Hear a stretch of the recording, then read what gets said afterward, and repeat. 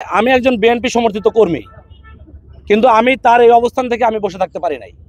আমি চলে এসেছি, কারণ এই বিএনপির দুঃসময় স্বৈর শাসকের বিপক্ষে কথা বলা এবং লাঠি ধরা বিএনপির কর্মী ছিল, কিন্তু তার ভিতরে অন্যতম এই আম জনতা পার্টির সাধারণ সম্পাদক তারেক ভাই। যে অনশন কর্মসূচি, এই অনশন কর্মসূচিতে সংহতি জ্ঞাপন করতে আসছে আমাদের স্বেচ্ছাসেবক দলের শেরেবাংলা নগর থানার বড় ভাই। হ্যাঁ, শেরেবাংলা থানা এখানে আছেন। তো ভাইয়া সংহতি জ্ঞাপন করতে আসছেন, ভাইয়া কিছু বলতে চান, আপনারা শুনলে কৃতজ্ঞ থাকবো। আসসালামু আলাইকুম। আপনারা সকলে অবগত আছেন এবং সবার সোশ্যাল মিডিয়াতে সবচাইতে পরিচিত মুখ। সে কিন্তু 5ই আগস্টের পরে তার জন্ম না। এই আম জনতা পার্টির চেয়ারম্যান তারেক ভাই একজন সাধারণ সম্পাদক, আম জনতা পার্টির সাধারণ সম্পাদক এই তারেক ভাই আমাদের এক সময়ের মানে কি বলবো যে রাস্তায় প্রতিবাদী কণ্ঠ, যার কণ্ঠের সাথে কণ্ঠ মিলিয়ে আমরা কাজ করেছি। যখন আমি একজন বিএনপি সমর্থিত কর্মী, কিন্তু আমি তার এই অবস্থান থেকে আমি বসে থাকতে পারি নাই। আমি চলে এসেছি, কারণ এই বিএনপির দুঃসময় স্বৈর শাসকের বিপক্ষে কথা বলা এবং লাঠি ধরা বিএনপির কর্মী ছিল, কিন্তু তার ভিতরে অন্যতম এই আম জনতা পার্টির সাধারণ সম্পাদক তারেক ভাই, যিনি কিনা বিএনপিকে পুরো দমে সমর্থন করে গেছে দুঃসময়ে। আর আজকে তার দুঃসময়ে যদি বিএনপি দূরে থাকে, এটা আমার কাছে মনে হচ্ছে যে বিষয়টা খুবই লজ্জার এবং একটা তার সাথে একটা বিদ্রোহের একটা ইস্যু। তো সেই জায়গা থেকে আমি আমার জায়গা থেকে বাংলাদেশের একজন নাগরিক হিসেবে আমি বিএনপি সমর্থিত হিসাবে আমি তাকে সমর্থন করতে আসছি আজকে। এবং আমার ইসির কাছে স্পষ্ট হিসাব থাকবে যে যদি আন্ডা বাচ্চারা যদি আপনার দেওয়া মানে মার্কা মেনে না নেয়, তাকে মার্কা তৈরি করে তাকে মার্কা দেওয়া হয়, সেইখানে আমজনতার সাধারণ সম্পাদক তারেক ভাই, যে কিনা দেশের স্বার্থে জনগণের স্বার্থে সর্বসময় চোখে চোখ রেখে আঙুল তুলে দুর্নীতির বিরুদ্ধে, দেশের জনগণের বিরুদ্ধে যারা কাজ করেছে তাদের বিরুদ্ধে কথা বলেছে, আজকে তার বৈধ একটা দলকে নিবন্ধন না করে 9-6 করে দিনের পর দিন তাকে ঘোরানো হচ্ছে।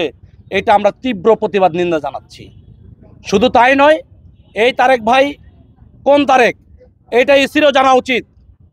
বাংলাদেশে যত প্রকারের দুর্নীতি হয়, সেই দুর্নীতি নিয়ে যদি রাজপথে কথা বলে, তাহলে এই আমজনতার সাধারণ সম্পাদক তারেক ভাই কথা বলছে। আমরা স্বচক্ষে দেখেছি, আমরা সময়ে কণ্ঠের সাথে সমর্থন দিয়েছি। যখন তারেক ভাই 5ই আগস্টের সময় লাঠি নিয়ে নিজের জীবন বাজি রেখে, তার আঘাতের চিহ্ন হয়তো এখন শরীরে আছে, সে যেইভাবে মানে ছাত্র জনতার সম্মিলিতভাবে দেশকে আমরা স্বৈরাচার মুক্ত করলাম, সেই তারেক ভাই আজকে রাস্তায় ইসির দরজায় এসে বসে আছে। তাকে 6-9 দেখে আজকে কোর্টে যাওয়ার কথা বলা হচ্ছে। এটা তার প্রতি অবিচার করা হচ্ছে, তার প্রতি অন্যায় করা হচ্ছে।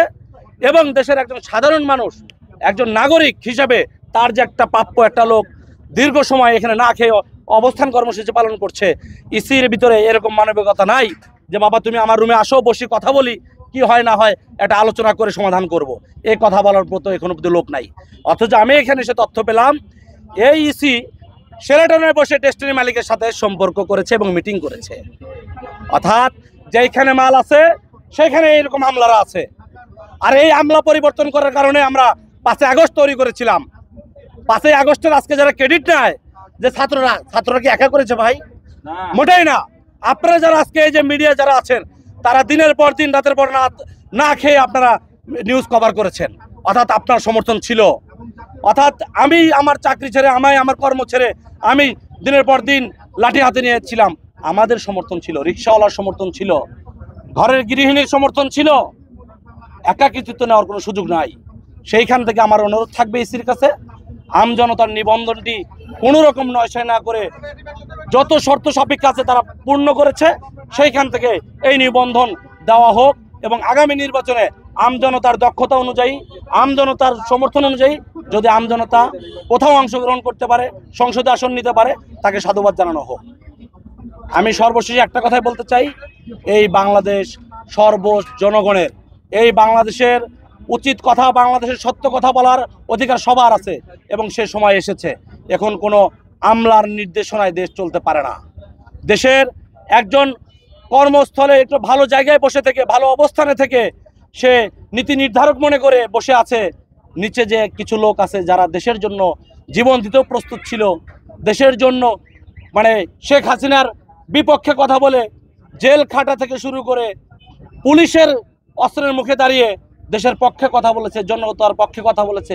সেই লোক নিচে দিনের পর দিন ঘন্টার পর ঘন্টা না খেয়ে বসে আছে, অথচ একজন মানে মানুষের একজন অফিসারের ভিতরে এতটুকু মনের ভিতরে মায়া তৈরি হলো না যে না, লোকটার সাথে আমার বসা উচিত, কথা বলা উচিত।